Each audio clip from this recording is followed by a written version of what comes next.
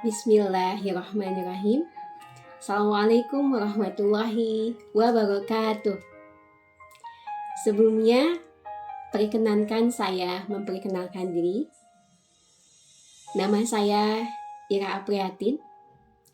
Saya mahasiswi kelas santri karya jurusan Hukum Ekonomi Syariah.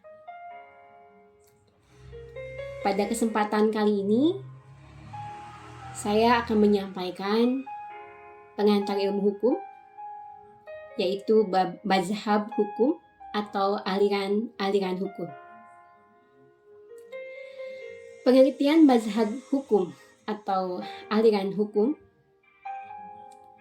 adalah sesuatu yang sangat kompleks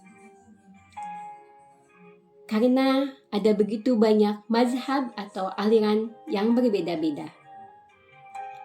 Setiap aliran menjabarkan pemikiran-pemikiran para ahli hukum sesuai dengan zamannya masing-masing. Aliran-aliran hukum membicarakan teori atau ilmu hukum. Adapun mazhab hukum atau aliran-aliran hukum terbagi menjadi 3. Yang pertama adalah aliran hukum alam, yang kedua adalah aliran hukum positif, dan yang ketiga adalah aliran hukum utilitarianisme. Aliran hukum alam terbagi menjadi 2, yaitu hukum irasional dan hukum rasional. Aliran hukum irasional adalah hukum yang berlaku universal dan abadi yang bersumber dari Tuhan secara langsung. Pendukung aliran hukum irasional diantaranya adalah Thomas Aquinas, John Wycliffe, John Salisbury, Dante, Pierre Du Bois, Melisius Padua. Thomas Aquinas membagi ke dalam 4 golongan, yaitu lex aeterna, lex divina, lex naturalis, dan lex positivis.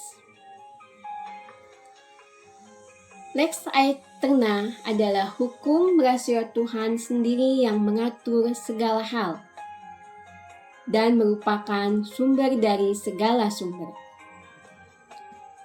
Rasio ini tidak dapat ditangkap oleh panca indera manusia. Yang kedua adalah lex divina. Lex divina ini bagian dari hukum rasio Tuhan yang dapat ditangkap oleh panca indera manusia berdasarkan waktu yang diterimanya. Dan yang ketiga, lex naturalis atau dikenal dengan hukum alam, yaitu penjelmaan dari rasio manusia. Dan yang keempat adalah lex positivis, yaitu penerapan hukum alam oleh manusia berhubungan dengan syarat khusus yang diperlukan oleh keadaan dunia, yaitu hukum positif buatan manusia. Hukum ini diwujudkan ke dalam kitab-kitab suci. Yang kedua adalah aliran hukum rasional. Aliran hukum rasional ini kebalikan dari aliran hukum irasional. Aliran ini bersumber dari hukum universal yang abadi, adalah rasio manusia. Tokohnya diantaranya adalah Hugo de Groot atau yang kita kenal Grotius, Samuel von Pufendorf, Christian Thomasius, dan Immanuel Kant. Yang kedua adalah aliran hukum positif. Aliran hukum positif terbagi menjadi 2, yaitu aliran hukum positif analitis, dan yang kedua adalah aliran hukum positif murni. Aliran hukum positif analitis atau yang dikenal Analytical Jurisprudence dipelopori oleh John Austin. Aliran hukum positif analitis yang menyatakan bahwa hukum adalah perintah dari penguasa negara. Hakikat hukum terletak pada unsur perintah itu. Austin memandang hukum sebagai suatu sistem yang tetap, logis, dan tertutup.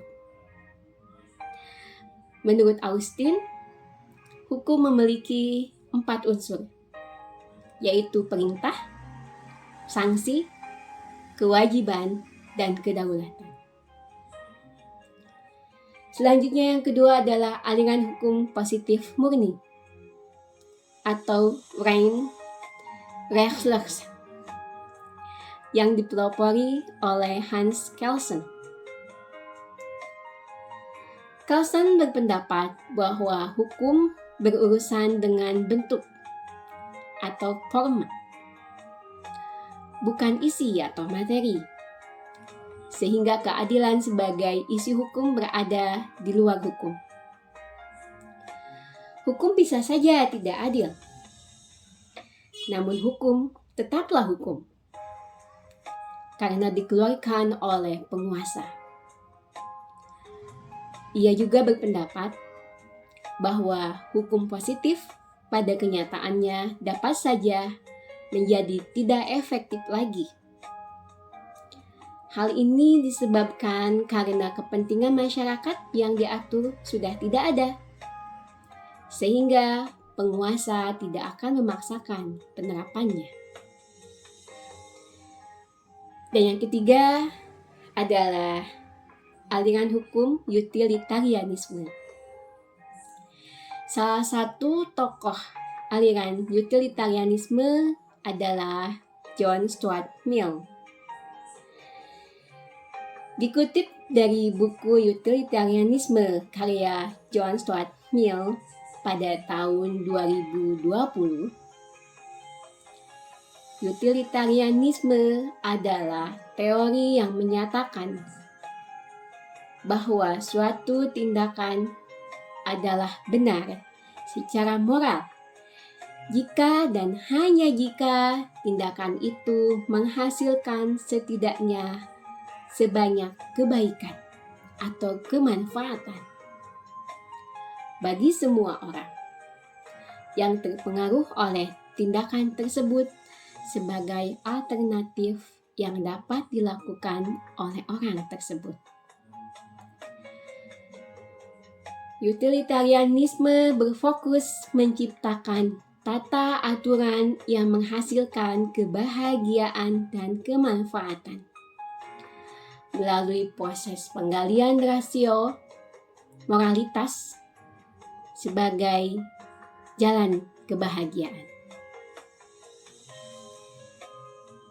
Demikian mazhab hukum atau aliran hukum yang dapat saya sampaikan.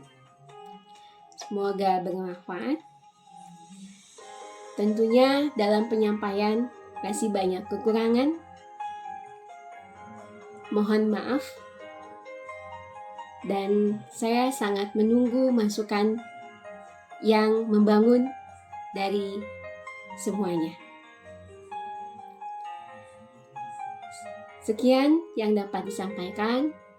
Terima kasih. Wassalamualaikum warahmatullahi wabarakatuh.